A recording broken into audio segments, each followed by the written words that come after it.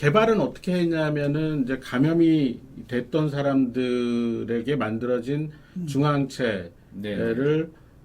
분석을 해서 실제로 그 중화항체가 중화항체가 된 항체가 만들어진 것들을 추출을 하고 분석을 해서 그것들을 인공적으로 인위적으로 많이 만들어낸 거죠. 아, 예, 그래서 일정한 용량 이상을 한 번에 줄 수 있게 되는 거거든요. 그러니까 저희가 회복기 혈장을 얻어가지고 이제 감염됐던 사람들이 회복된 분들의 혈장을 얻어서 네네네. 그거를 다른 사람에게 감염된 사람에게 넣어주는 게 실제로는 혈장 자체보다는 그 혈장 안에 네, 있는 네. 항체를 그것도 중화항체죠. 예, 항체 효과를 보려고 하는데 네네. 혈장 회복기 혈장의 그 단점은 뭐냐면 아유, 이게 정량화되기가 맞아요. 어려운 거죠. 네. 사람마다 또 다 네네네. 다르죠. 회복기 충분한 상태 양을 확보하려면 네, 걸려서 그렇죠. 그만큼 예. 많이 필요할 거 아니겠어요? 네네. 그러니까 네네.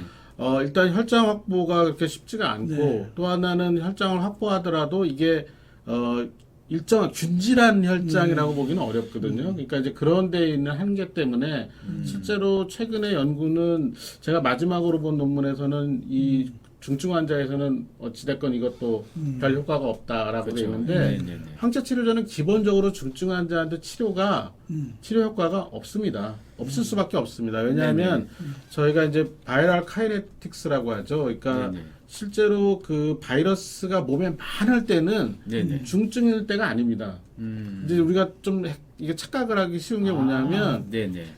폐렴이 생기고 이 사람이 그래서 인공호흡기를 달아야 되고 위중증 상태가 됐을 때쯤이면 보통 7일에서 10일이 지나간 상황인데요. 네네. 7일에서 10일쯤 지났을 때는 몸의 바이러스는 쭉 떨어져 있습니다. 아, 그 오히려 그래프가 예, 이제 예. 그걸 말하는 예, 예, 거죠. 예. 지금. 그래서 네. 실제로는 그러면 왜 그럼 그렇게 폐렴이 생기느냐? 코로나 바이러스가 우리 몸에 들어와서 우리 몸에서 발생하는 이 면역 반응이 네네. 이 폐 염증을 일으키는 거거든요. 아, 이미 그 염증화가 예, 시작된 예, 거지. 예. 그러니까 네네. 중증 환자에게는 사실 덱사메타손 같은 치료제 그렇죠. 이외에는 염증을 감소시키는 예, 예. 덱사메타손. 그래서 이게 네네. 항체 치료제에 대해서 계속해서 왜 중증 환자한테 치료 효과도 없는 걸 뭐하러 만드느냐라고 하는데 그거는 이 바이럴 카이네틱스 그리고 질병의 진행 상황을 좀 잘못 이해하셔서 그런 겁니다. 네네. 그러니까 결국 그런데 이제 이런 거죠. 처음부터 중증이냐는 얘기입니다. 중증 환자는 아니에요. 네네. 처음에는 증상이 없거나 아주 가벼운 증상이었던 경증 환자가 중등증, 중증으로 진행하는 거거든요. 네네. 그러니까 경증 환자에 대해서 항체 치료제를 투여를 해서 이때 그러니까 바이러스가 제일 높을 때, 제일 많을 때. 때 빨리 투여를 해서 이 바이러스들이 면역 반응을 제대로 유발하지 않게 죽여버리는 거죠. 네네. 타이터를 확 낮춰버리는 거죠. 네네. 그래서 그렇게 경증 환자한테 많이 투여를 하면 그 중에 5%는 반드시 중증으로 진행하는데 이 5%를 막아내는 겁니다. 경증한테 투여를 해서. 트럼프 대통령도 그렇게 해서 그렇죠. 3일 만에 회복하신 예, 거고요. 그렇죠. 예. 그러니까 그래서 증상이 네네. 저희가 이제 저희가 이제 이거를 연구를 이 셀트리온 코로나 치료제 연구를 레키로나주죠. 직접 하셨죠? 네네. 네네. 레키로나 치료를 할 때 네네. 이제 이걸 이중맹검이라서 투여자도 내가 진짜 약을 맞는지 가짜 약을 맞는지 모르고 네네. 그리고 이 환자도 내가 가짜 약을 맞는지 진짜 약을 맞는지 모르는 이중맹검이라는 연구를 하는데 네네. 이중맹검이 별로 의미가 없을 정도로 효과가 좋습니다. 아 이거 진짜 치료제가 들어갔구나 라고 느낄 정도 환자가 열이 확 떨어지고 증상이 확 좋아집니다. 그러니까 경증에도 네네. 초기에는 항체 치료를 맞는 게 좋다. 그러니까 지금 이 항체 치료제의 목표는 경증 또는 중등증 환자한테 빨리 투여를 해가지고 네네. 바이러스를 초기 바이러스 타이터를 확 낮춰서 임상 증상을 빨리 좋아지게 하고 그러면로 인해서 이 폐렴이 생기는 거를 막아주는 거죠. 네. 중증으로 진행하는 거. 네. 네. 근데 이렇게 가격이 문제가 된다는 기사를 봤어요. 아, 네네. 네? 가격이 예. 그래도 엄청 상대적으로 외국 이 가격이면 저렴한 편이다라고 예, 미국은 미국은 뭐 500만 원대입니다. 10배나 비싸죠. 네. 6,000불이더라고요. 예, 이번에 예. 얼마에. 그리고 사실 뭐 이게 국민 세금으로 또 해결하는 상황이라서 근데 셀트리온 이렇게 40만 원으로 팔아가지고 이거 엄청나게 손해 보는 거 아니에요? 아마 이제 수출을 더 염두에 두고 있는 것 같고 지금 이제 우리나라처럼 예를 들면 1,000명의 환자가 생길 때가 있었지 않습니까? 네. 네네. 그럼 매일 1,000명의 환자가 생긴다고 치면은 그 1,000명에게 다 투여를 하면은 한 뭐 40억 정도 40억 정도 나가나요? 네. 4억 정도 정확하게 계산이 안 되는데 네, 사실. 근데 그 중에 1000명의 환자 중에 50명이 중증으로 진행을 해서 이 50명의 환자에게 인공호흡기를 달고 40일, 50일 치료를 하고 경우에 따라서는 투석기를 돌리고 에크모를 달고 하면 그 한 분의 치료비가 1억 이상 나옵니다. 아, 무조건. 네, 그렇죠. 네, 그러니까 이것도 비싼 게 예, 아니라. 비용 효과를 생각해 보면 절대 좀 비싸다고 생각하지 않습니다. 아, 네. 근데 이 변이 때문에 되게 단일 크론 항체잖아요. 네. 응? 근데 이렇게 남아공하고 그 영국 베리언트 받은 남아공이 그 RBD라고 리셉터 바인딩 도메인에 그 붙는 부위죠. 네. 그게 스파이크에 네. 저렇게 많은 변이가 네. 생기는데 네, 네. 이 모노크로나를 가지고 이게 무력화되면 네, 네. 거 아니에요 이게? 걱정이죠. 그래서 네? 네. 지금 데이터를 보면은 영국 변이주까지는 저희가 이제 우리 셀트리온이 만든 게 이제 성분명은 이제 레그단비맙이라고 합니다. 네, 레그단비맙은 영국 변이주까지는 치료 효과가 있는 걸로 네. 나오고 있고 네. 네, 네. 남아공 바이러스에 대해서는 지금 연구를 하고 있는데 네, 네. 조금 부정적인 뉴스도 있는 것 같습니다. 그런데 이 항체 치료제 이 모노클로널 안티바디를 이렇게 개발할 수 있다는 건 그 어떤 의미냐면 저렇게 변이 바이러스에 대한 모노클로널 안티바디도 개발이 가능하다는 얘기죠.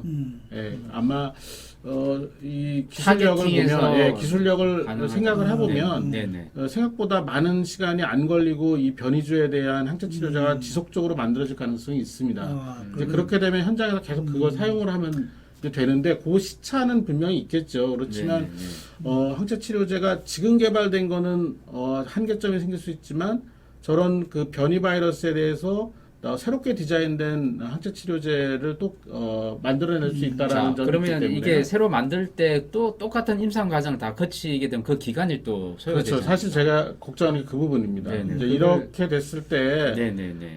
또 이게 2상, 3상을 다 하면서 하면 네. 이미 다른 변이 바이러스가 또 나올 때 그 전 변이 바이러스에 대한 그러니까요. 거를 이거- 치료하게 되거든요. 네. 그러니까 이 부분은 저희가 한번 좀 심도 있게 논의를 네. 해봐야 됩니다.